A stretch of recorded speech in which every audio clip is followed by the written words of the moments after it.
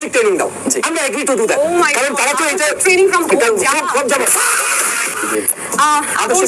আদর্শিক পার্টি একজন বাংলাদেশী হিসেবে এটা আমার জন্য শোনা লজ্জা।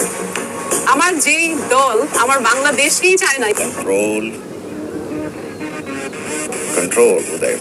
এখনো তারা এমন ভাবে বলতেছে বাংলাদেশের সবাই চোর ছাত্র, আমরা একমাত্র আদর্শ শিখাতে এসেছি, আমরা চুরি করি না, চাঁদাবাজি করি না ভাই, আমরা পার্লামেন্টে গিয়ে চোর ছাত্রদের সাথে বসে বিরিয়ানি খেতে যাই, কারণ আমরা তাদেরকে সঠিক পথে আনতে চাই। মানে কি যে কোন লেভেলের আদর্শ, কাদের কাছ থেকে যারা আমরা বাংলাদেশ চাই নাই।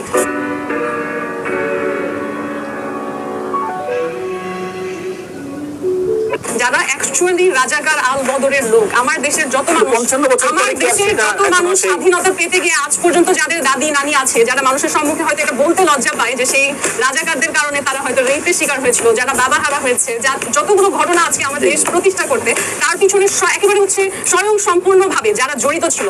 হ্যাঁ, আমরা যে রাজাকারের রক্ত বললে আসলে আমাদের নিজেদের রক্ত গরম হয়ে যায়, যে গালি এটা, সেই মানুষরা নাকি আদর্শ শিখাচ্ছে। হ্যাঁ, তারা নাকি হচ্ছে অন্যদের সাথে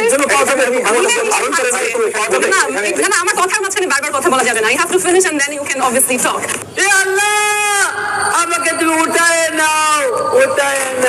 আচ্ছা, সো আমরা এই জায়গাটা শেষ করি। আমি খুব বেশি করে এমনিও কথা বলি না, so let's not interfere. So আদর্শের জায়গাটা যখন তারা দাবি করে, এটা আদর্শ নিয়ে ঠাট্টা করা হয়। ইনফ্যাক্ট এই যে কিছুদিন আগে ইন্টারিম সরকার, এই ঘটনাগুলো যদি না হতো, আউটকাস্টিং শেখ হাসিনা, এগুলো যদি না হতো, আমরা যে আইন প্রশাসনের কথা বলি, সেই আইনের কনভিকশন, আইনের রায় অনুযায়ী জামাত থাকতো এখনো হচ্ছে একটা ব্যান্ড সন্ত্রাসী পার্টি, রাইট? আমরা যে আইনের সুশাসনের কথা বলি, সেটা যদি আমি রেসপেক্ট করি যে আইনের এটা মতামত, তাহলে তো দে আর সন্ত্রাসী দেমসেলফ। সো সেইং যে তারা আদর্শ শিখাবে, এটা ফানি।